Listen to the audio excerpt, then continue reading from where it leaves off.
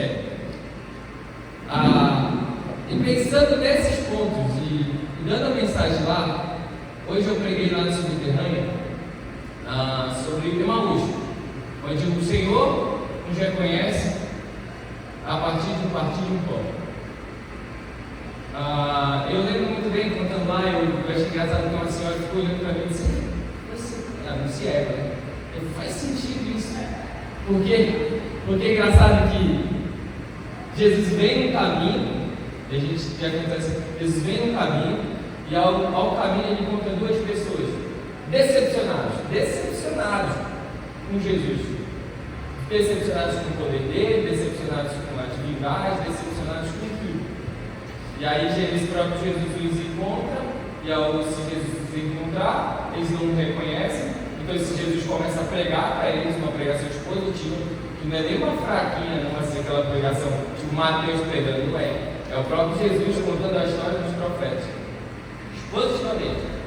E aí há relatos de testemunhas que não viram Jesus naquele turno, há testemunhas de anjos que não viram aquele Jesus naquele turno, e aquelas pessoas estão totalmente decepcionadas com o poder de Jesus.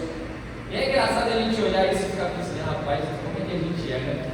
Porque o Jesus chega a eles vão explicar para Jesus. Eu só estou trazendo para a gente, eu quero que a gente olhe como o ser humano consegue entregar a família de Deus à desigualdade, através de nossos preconceitos e ganâncias, interesses e necessidades. E aí então, quando a gente vê muito legal, né? Pode trazer mais umas 3. Obrigado. E o ser humano, a gente vê como ele bagunça as coisas. Porque o próprio Jesus vem, se apresenta, prega para eles e eles não reconhecem. E aí me inculca por eles não reconhecerem. Mas tudo bem, né? Há testemunhas, há Jesus não reconhecendo, o coração deles desviado mesmo. De quando Jesus prega a palavra, até porque pentecostal que Jesus foi.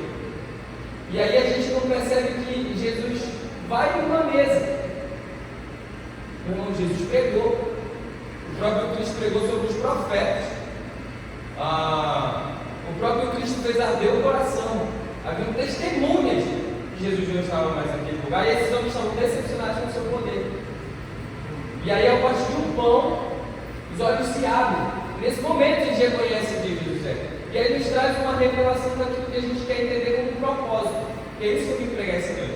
Propósito. O nosso texto hoje vai estar em Efésios 4, de 1 a 6.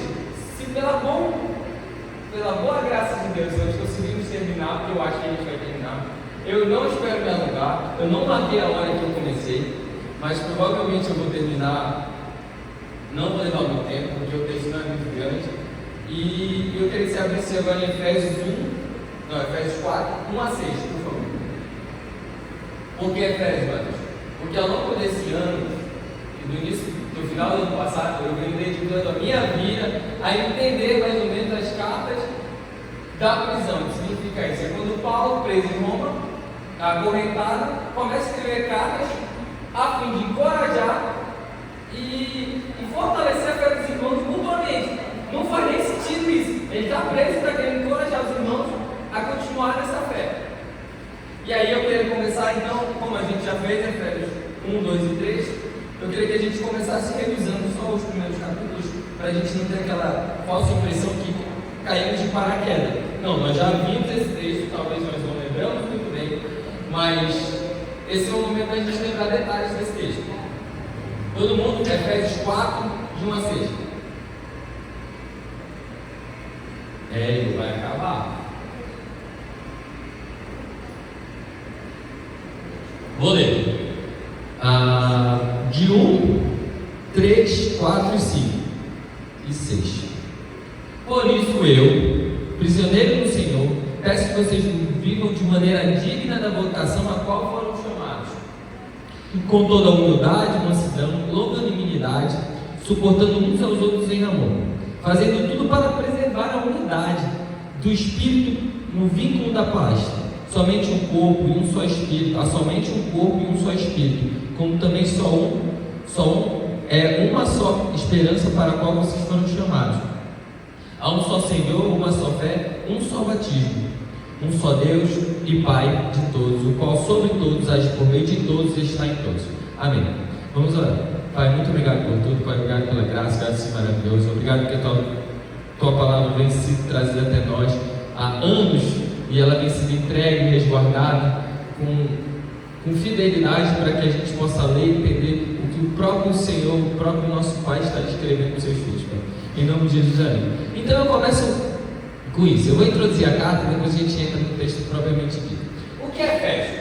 Éfeso é um pouco, essa carta é escrita um pouco de uma região mais ou menos grande do Império. É uma região de comércio muito rica. Essa é a mesma igreja que anos depois, ou quase nesse mesmo momento, Paulo vai indicar Timóteo a ser pastor. Timóteo assume essa igreja mais ou menos com 16 a 18 anos, um jovem. Vai assumir uma igreja de renome. É como se você pensasse assim: nós temos Belém e nós temos o meu interior, vixe. Então parece que Deus ia mandar o Diego, nosso irmão aqui da frente, para Belém, para a igreja de maior alcance. Porque o que é Éfeso? É a igreja de alcance, é uma região de comércio, onde há muita idolatria, mas há muitos irmãos lá, tanto que há irmãos judeus e há irmãos gentios. E Paulo está pregando para que esses irmãos se unam.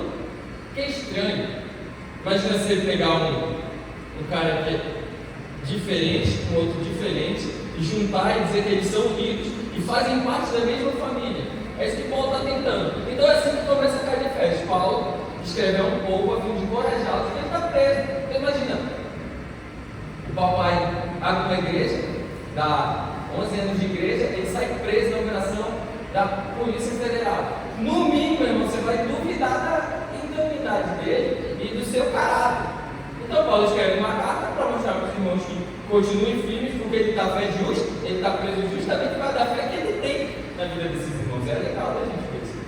É legal ver Paulo querendo encorajar mesmo preso, porque os irmãos imaginam abatidos, perseguidos, a idolatria super abundante naquele lugar, e Paulo escrevendo para que eles continuem firmes. Aí a gente começa o capítulo 1, que é onde diz: eu não vou demorar nadinha, já gastei 10 minutos e acabando. E Paulo começa explicando mais ou menos a natureza da qual nós fomos criados. Ele começa assim: o Deus de todo o universo é um Pai. Olha como Paulo fala. A Trindade, a palavra Trindade não está escrita na Bíblia, mas ela se apresenta de muitas maneiras. E o do texto que fortalece a nossa ideia e firma a nossa fé que a Trindade existe é um dos textos de Éfeso 1, que a gente olha a Trindade sendo exposta aqui. Paulo diz: o Deus criador de todas as coisas era um arquiteto e ele planejou todas as coisas. Então, ele planejando todas as coisas, precisava que alguém executasse. E aí vem o segundo ponto: ele manda um Cristo, um filho, para que executasse toda a sua obra. É como se tivesse um arquiteto, um mestre de obra, e há alguém que vai regulamentar, vai ajeitar, vai guiar o povo a voltar ao seu verdadeiro lugar, o Espírito. Então a Trindade se apresenta no capítulo 1 de maneira muito óbvia, assim. Você consegue ver os detalhes dela. E aí no final do capítulo 1, Paulo ora para encorajar. É um momento que parece que ele faz uma pausa e ora para que eles olhem na vida de Paulo e se encorajem pelo aquele momento que ele está passando. Que as suas algemas sejam força e coragem para aqueles que passam por tribulações. E aí a gente vai para o capítulo 2, onde Paulo apresenta a nós uma salvação. E aí esse eu vou ler, porque eu acho o texto muito bonito. Vamos lá, Efésios 2. Só o início. Nos quais vocês também andaram no outro tempo, segundo o curso deste mundo, segundo o príncipe da potestade do ar, espírito que agora todos os filhos da desobediência. Entre eles também nós andamos no passado, segundo as inclinações da nossa carne, fazendo a vontade da carne e dos pensamentos. Eram por natureza filhos da ira, como também os demais. Mas Deus, sendo rico em misericórdia, por causa do seu grande amor que nos amou, estando nós mortos em nossa transgressão, nos deu vida juntamente com Cristo. Pela graça nós somos salvos. É o Evangelho se apresentando no capítulo 2. É engraçado que Paulo falou: vocês eram mortos no seu pecado. E aí ele corta para aquele corte lá, para um que diz: mas Deus se fez presente. Nós éramos mortos em todas as nossas iniquidades, mas Deus se fez presente. Em nenhum momento nós estamos contando com a sua força, ou com a minha força. Paulo está dando a Deus todo esse mérito. Porque Paulo diz: vocês eram mortos dos seus pecados, mas alguém, há uma palavra muito grande, podia botar com letra maiúscula, sublinhado, em negrito, grandão, escrito aqui: mas Deus se fez presente na nossa vida e nos livra da morte que nós éramos. E aí no final do capítulo 2, mais ou menos, Paulo apresenta que essa salvação veio para todos os pecadores, mas também veio para aqueles irmãos que estavam na igreja, porque era uma diversidade, era uma pluralidade naquela igreja. Você imagina, as igrejas hoje em dia são assim, a diversidade das igrejas, você conhece. O pessoal olha para você que se diz protestante, diz: que igreja você é? Você é diferente, porque você é de uma igreja mais tradicional, de uma mais pentecostal, de uma que fala uma coisa assim, outra que fala uma coisa assim.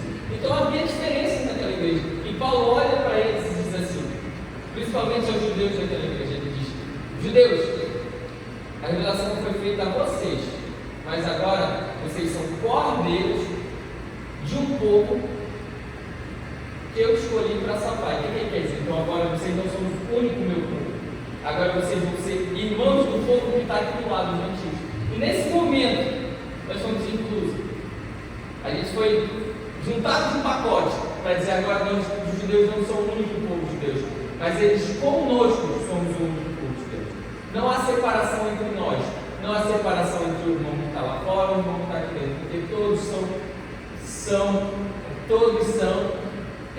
derramados, e a graça é derramada a todos eles. Então Paulo pede para que a gente olhe com isso com carinho.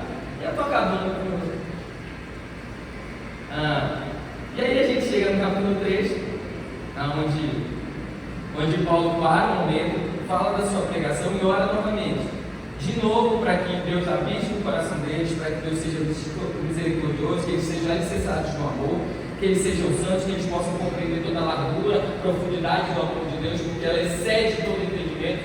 E aí a gente vai para o versículo 20, que é o clássico, que diz: ora, aquele que é poderoso para fazer infinitamente mais de tudo aquilo que pensamos, conforme o poder que opera em nós.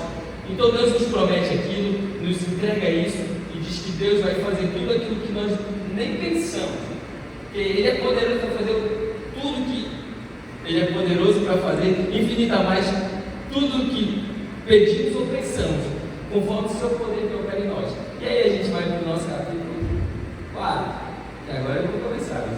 Então Paulo começa dizendo: por tudo isso que eu acabei de falar, por toda a teoria que eu podia dizer, a gente vai fazer a prática. Então parece que o capítulo 4 tem tudo a ver com o que a gente tem que fazer. E aí eu quero começar com isso. Por isso eu, Paulo, prisioneiro do Senhor, peço que vocês vivam de maneira digna a qual foram chamados. E aí a minha pergunta é: nós que somos crentes, protestantes, servos de Deus, como é que a gente fala? Vasos, a gente entende mais ou menos o que a gente quer fazer? Qual é o propósito da nossa vida? Porque Paulo está dizendo para nós que peço que vocês vivam de maneira digna da vocação da qual vocês foram chamados. E aí a primeira pergunta é a mais clara possível, a mais óbvia. Então qual é a vocação da qual nós fomos chamados e separados? Porque é engraçado que a gente vem todos os domingos, pelo menos são 4 domingos, 4 vezes 12 dá 48, pelo menos 50 e poucos domingos no ano. E a gente tem que se perguntar o que a gente tem que fazer aqui, porque muitas vezes a gente só vem cumprir uma tabela. E cumprir uma tabela não dá, meu irmão. Se for só para amaciar nosso ego que a gente vem cumprir o Senhor, está errado. Porque Paulo pede que a gente insista, peço que vocês vivam de maneira digna a qual a vocação que vocês foram chamados. Então, de maneira digna, é uma, pelo menos você entenda da qual a vocação que você foi chamado. Há uma certa seriedade nesse pedido de Paulo, porque muitas vezes eles estão vivendo a vida em Efésios, eu vou na igreja, e tudo bem, eu posso não gostar muito daquele irmão, mas ele vai lá e eu vou também, e aí parece que Paulo base mais da unidade dessa igreja, para que eles entendam a vocação. Porque é uma questão de vocação, e para isso eu queria que a gente entendesse primeiro a natureza da nossa vocação, da onde ela veio. Antes da gente encontrar os parâmetros de como chegar nos objetivos, de como realizar, como fazer, o que fazer para realizar essa vocação, a gente tem que saber primeiro da onde ela veio, qual a natureza disso. E aí eu queria trazer um texto. Eu acho que Jesus deixa esse cara justamente para a gente entender dele algumas coisas com relação à nossa vocação. Eu anotei aqui no final. O nome dele é Nicodemos. Alguém conhece a história dele? Mas se não, eu vou contar. Nicodemos é um fariseu, um mestre da lei. E esse mestre da lei pergunta para Jesus: Olha o que o texto fala. Ele é o quê? Ele é o mestre da lei, então ele é o quê? Eu sou da igreja. Ele é o quê? O Carol, o Evaristo, o papai, ele é da igreja. É o que ele vai perguntar para Jesus. Porque muitas vezes o que nós perguntamos a ele? Ele pergunta: Jesus, o que eu preciso fazer para ser salvo? E aí Jesus dá uma resposta muito brilhante. Ele diz assim: volte para o pé de sua mãe na Senhor. E aí eu acho que Jesus olha para ele e olha assim: mãe, não tem como eu voltar para ele também. E eu acho legal porque olha onde nós estamos depositando a nossa vocação, ao invés de ter entendido o nosso propósito. Porque a nossa vocação está depositada num tempo mais para frente. Olha o que nós pedimos ao Senhor. Nós pedimos para que o Senhor nos salve. E aí eu questiono a igreja num grande ponto. Se nós somos, e aí eu acho que está a origem da nossa vocação. Se nós somos feitos e gerados a partir de um Deus, a partir da Trindade, porque no jardim do Éden, Deus gerou um ser humano. Ele disse assim: faça a luz, faça a água, faça a terra, faça o firmamento, faça os animais, faça as árvores, faça tudo com o seu poder. Mas nós vamos façamos a Trindade, com o Pai, Filho e Espírito, façamos o homem à nossa imagem. Então, se nós somos gerados de Deus, então nós somos o quê? Seus filhos. E se nós somos seus filhos, por que nós chegamos a Deus e pedimos para que Ele nos salve? Porque tudo que é saído de Deus é bom. Então é uma pergunta que nós devemos nos questionar essa noite. Quando nós oramos ao Senhor, nós não vamos orar para Ele nos salvar, porque nós fomos gerados dele. E tudo que saiu dele já é bom. Tudo que sai da carne de nada se aproveita. Mas tudo que é gerado do Espírito é bom. Então nós garantimos para nós, e o Senhor nos garante filhos gerados dele. Nós não temos mais crise com isso. Sabe o que a gente tem crise agora? É o que Nicodemos precisava. A pergunta de Nicodemos foi errada. Ele perguntou: por que eu preciso para ser salvo? Não, Jesus disse: meu irmão, você não precisa ir para ser salvo, precisa voltar para onde você veio. Olha o que Jesus responde para Nicodemos. Jesus não disse assim: Nicodemos, vá fazer as obras para ser salvo. Jesus diz: volta para a tua origem, Nicodemos. Remete ao teu pensamento aquilo que você foi. Então Nicodemos precisava entender que não era o que ele precisava fazer para ser salvo, mas que ele precisava lembrar de onde ele veio. É preciso que Deus nasça de novo, Nicodemos. Saia da natureza carnal, venha para a natureza espiritual, onde o próprio Deus o gerou. E agora a gente não vive mais com o propósito de ser salvo. Porque a nossa vocação não foi ser salvo, porque foi ser salvo, foi salvar as pessoas, foi vocação de Jesus. A nossa vocação aqui é servir o propósito do nosso Pai. O que foi? Amar o nosso Senhor. E aí a gente vai continuar na natureza da nossa vocação. E aí eu tenho mais perguntas que eu anotei aqui, que a igreja pensasse comigo essa noite. Primeiro,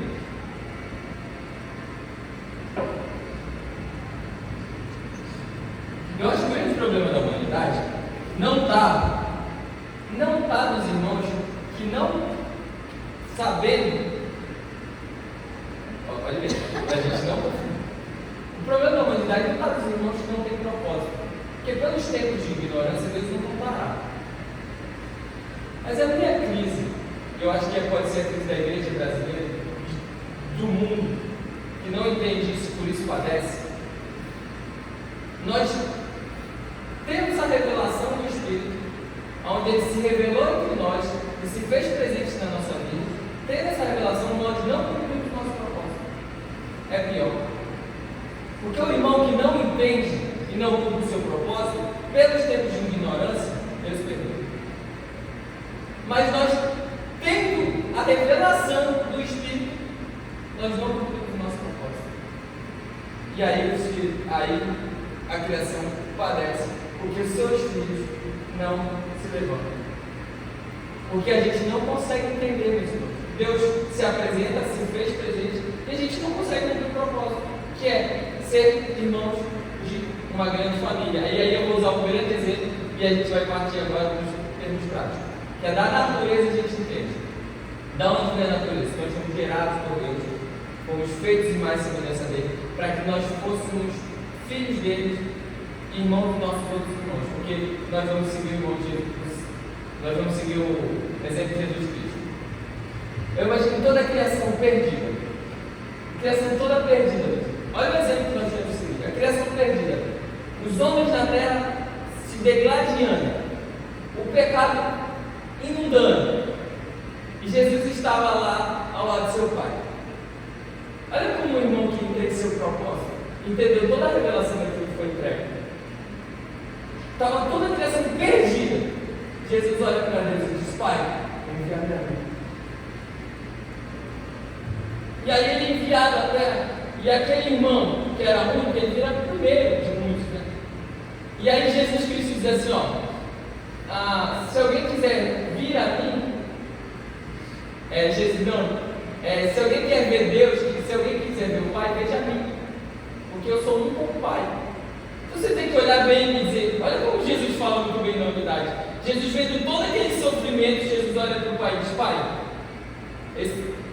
todas as criaturas da criação estão clamando por Deus, estão clamando, estão gemendo, estão sofrendo, mas eu sei que o Senhor vai se tornar um Pai e vai ouvir todas as orações deles. E se for possível, me envia, porque se eu me enviando, eu vou me entregar em favor dos meus irmãos. E aí vem a origem da nossa pregação. Um Deus que criou todas as coisas com o seu poder, parou um dado momento na criação e disse: agora eu vou gerar meus filhos, para que eles sejam minha imagem e semelhança. Então no coração de todos nós está a identidade, o DNA dessa comunhão. Então nosso propósito vem gerado de Deus, não de nós. O que nos une não é a gente, é o próprio Deus que imprimiu no nosso coração isso. É o código de barra que vem daquele lugarzinho específico que Deus se revela. E aí a gente vai para o versículo terminando.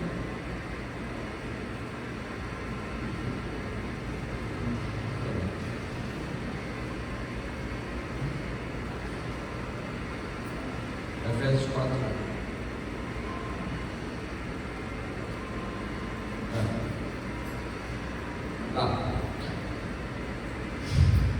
Prisioneiro, vocês viviam de maneira digna da vocação que foram chamados, com toda a humildade, com toda a mansidão, com toda a longanimidade, suportando uns aos outros em amor. E aí Paulo pelo menos dá 3 aspectos de como a gente vai conseguir cumprir a nossa vocação. Primeiro, eu queria que a gente olhasse com toda a... Eu queria que a gente começasse a ler no final, suportando uns aos outros em amor.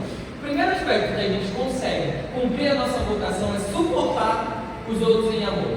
E aí eu, pelo menos, vejo 2 aplicações para isso. A primeira é entender que a gente precisa suportar o irmão com todas as nossas diferenças.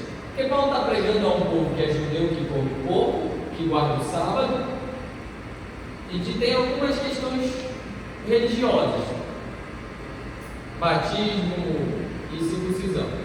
E é um povo da galera que diz que se todo animal é consagrado por Deus, então todo animal é de bom grado para comer. Você imagina essa igreja? O mínimo ia dar uma coisa errada. Isso aqui, Deus, Paulo escreve: meus irmãos, suportem uns aos outros em amor. É simples, meu irmão. Paulo disse para eles brigarem a teologia. Paulo disse para eles estarem discutindo para ter a mesma ideia, porque uniformidade é diferente de unidade. Uniformidade se todo mundo tivesse o mesmo pensamento. Mas unidade é aquilo diferente que consegue ficar junto. Porque um tijolo, mesmo feito tijolo, ele nunca vai ser igual ao outro. mas juntos eles fazem uma parede muito boa, porque o processo de montar aquilo vira uma unidade. Então, unidade é questão de processo. E aí a gente chega e vê Paulo dizendo: suportem uns aos outros em amor, porque pela diferença de vocês, e muitas vezes eu vejo isso, a gente está perdido, a gente se perde. Não é no mundo, meu irmão, eu não estou nem falando fora da igreja, estou falando na igreja, pelas nossas diferenças. A gente é tão diferente que a gente se perde. E se perdendo, a gente não se suporta. E aí a gente acaba perdido dentro da igreja, achando que está fazendo serviço do Senhor e está se perdendo. E a gente não consegue se suportar, irmão.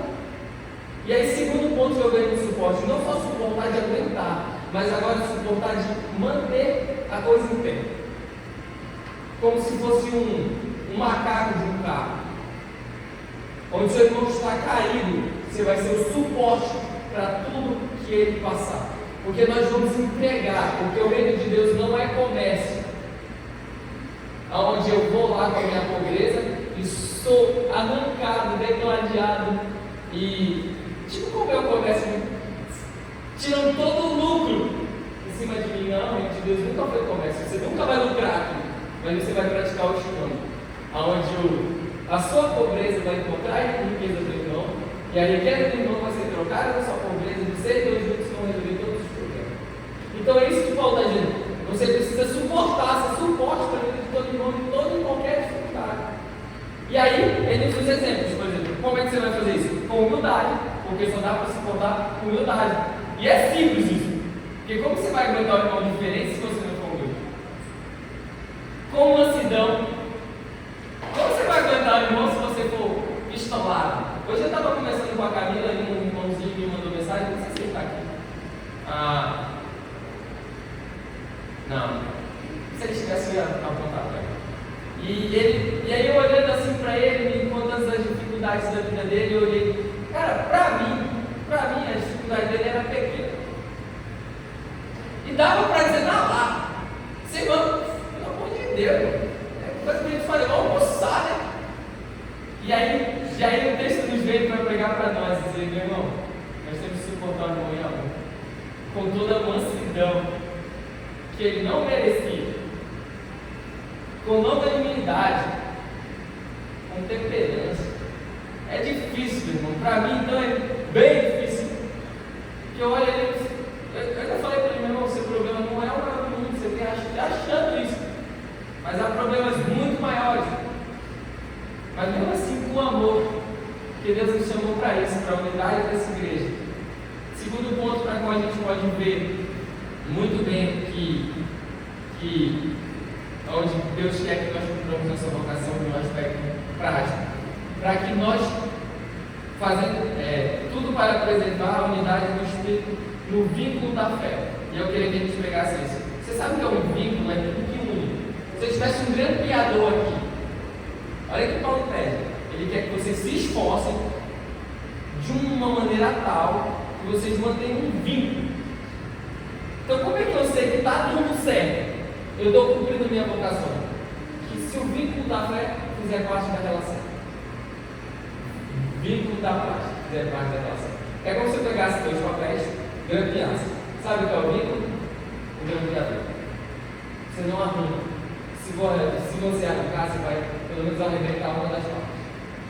Então você sabe que você está cumprindo sua vocação? Fácil. Se a paz estiver nela.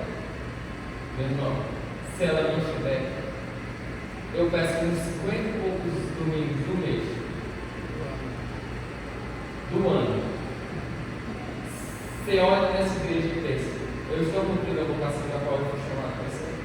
Porque senão, meus irmãos, não faz sentido. Não faz sentido nós estamos aqui se nós não cumprirmos e entendemos para qual o propósito Deus nos chamou.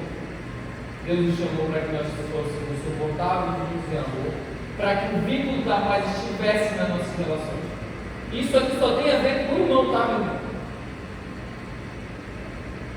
E terceiro ponto, que eu acho que está também no versículo 3. E fazendo de tudo. Eu primeiro vou ler para o final do 3, estou botando no início do 3. Tem umas bíblias que eu acho que é a palavra mais bonita, que fala diligentemente. que é o quê? Faça um esforço. Agora não é questão de você se sentir bem ou não. É por isso que eu acho que o Evangelho não tem nada a ver com só no eu, tem tudo a ver com ele. Por isso que o Evangelho é bom de ver, né? Porque não tem a ver se o Diego está se sentindo mal. Não é isso, se ele está com raiva. Paulo está pedindo para que ele se esforce, é isso que era a minha discussão com o rapaz de idade, para que o Diego se esforce em fazer diligentemente, com muito esforço, para que se mantenha essa relação. Irmão, e é isso que o Senhor Jesus Cristo fez. Um belo dia ele estava lá em Filipenses, Jesus veio, esvaziou de si. Ele se esvazia, irmão. Jesus está na glória do Pai, juntos com Ele, e Ele se libera de todo o seu poder e vem até a coisa dos irmãos que estão brigando. Os irmãos estão brigando, e Jesus se esvazia do seu poder, toma a forma de homem e se torna um servo. Então, o que é que ele nos ensina nessa mensagem? Ele diz: irmão, nós precisamos praticar a vocação da qual nós fomos chamados. E se nós não estamos conseguindo fazer isso, é o tempo de mudança. Sempre há tempo de mudança. Eu não estou falando sobre uma questão de mudança agora momentânea, mas é uma mudança de mente, mudança de processo, porque a unidade não é uma questão instantânea, é uma questão de processo. Você não constrói um muro de um dia para o outro, mas você põe um tijolo de cada vez, tijolos, você vai montando uma estrutura.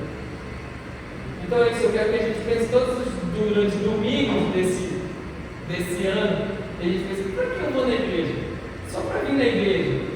Para a gente ouvir e confortar meu ego? Tem palavra de coach aí fora, tem YouTube. Se for para vir na igreja, para a gente entender o real propósito da nossa vocação, foi um filho que se entregou em favor dos seus irmãos, você tem um propósito. E a gente vai se esforçar, a gente vai suportar e a gente vai manter aquele vínculo da paz. Para terminar, que é onde a Trindade se apresenta mais uma vez na Bíblia, no versículo 4, 5, 6. Agora eu estou terminando. Olha como a Trindade se apresenta. Porque há o quê? Olha o que o Espírito faz na nossa vida. Há um só corpo e um só Espírito.